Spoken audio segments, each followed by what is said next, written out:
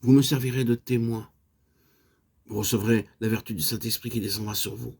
Acte 1, 5, 8. Quelle source inépuisable de vérité dans ces mots. Ils nous disent clairement ce qu'est l'œuvre de l'Esprit et ce que doit être la nôtre. L'œuvre pour laquelle il ne faut rien de moins que sa force divine, l'œuvre qui convient à notre faiblesse. Rien de plus positif que la parole d'un honnête témoin. Devant lui, l'érudition et l'éloquence de l'avocat doivent se taire pour le laisser parler. Et rien de plus simple aussi. Il n'a qu'à dire ce qu'il a vu ou entendu. C'était ce que faisait Jésus. Je suis venu dans le monde pour rendre témoignage à la vérité. Jean 18, 37.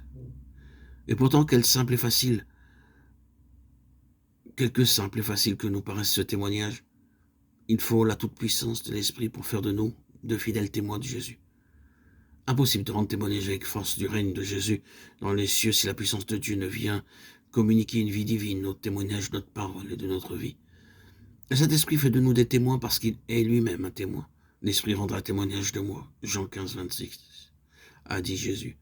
Le jour de la Pentecôte, lorsque Pierre disait que Christ, remonté au ciel, avait reçu du Père le Saint-Esprit et l'avait répandu, il parlait de ce qu'il savait lui-même. Le Saint-Esprit témoignait en lui et par lui de la gloire de son Maître au ciel. C'était encore l'Esprit qui rendait témoignage en lui de la présence et de la puissance de Christ. Lorsqu'il lui donna le courage de dire devant le conseil, c'est lui que Dieu a élevé à sa droite pour être le prince et le sauveur. Et nous sommes témoins de ces choses aussi bien que le Saint-Esprit. Acte 5, 31, 32. C'est aussi quand le Saint-Esprit témoigne en nous de la gloire actuelle de Jésus que notre témoignage est plein de force. Nous pourrons savoir tout ce que les évangiles retracent de la personne et de l'œuvre de Jésus, tout ce que nous disent de lui le reste des Écritures.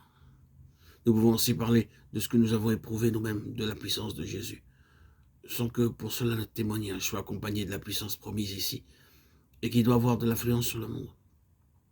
Il faut que l'Esprit lui-même rende témoignage de la présence de Jésus en nous, qu'il vienne animer notre témoignage du souffle de vie divine qui renverse les forteresses. On cherche parfois à obtenir le baptême de puissance, le revêtement de puissance comme un don à part.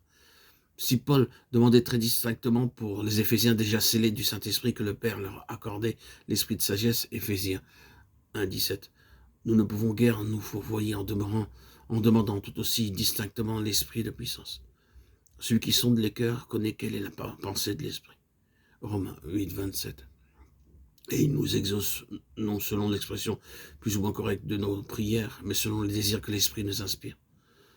Nous pourrions aussi citer cette autre prière de Paul, qu'il vous accorde la grâce d'être puissamment fortifié par son Esprit, Éphésiens 3, 16, et en réclamant pour nous l'exaucement. Quelle que soit la manière dont nous formulons nos prières, il est certain que c'est à genoux, en priant sans cesse, en nous attendant à Dieu, que nous obtiendrons de lui ce que nous lui demandons, soit l'esprit de puissance, soit la puissance de l'esprit. L'esprit ne se sépare jamais de Dieu. Partout où il est envoyé pour travailler dans les cœurs, il est l'essence même de Dieu. Toujours c'est Dieu lui-même qui, selon les richesses de sa gloire, peut faire infiniment plus que tout ce que nous demandons et que nous pensons, Éphésiens 3, 16, 20, et qui veut nous revêtir en Christ de la puissance de l'esprit.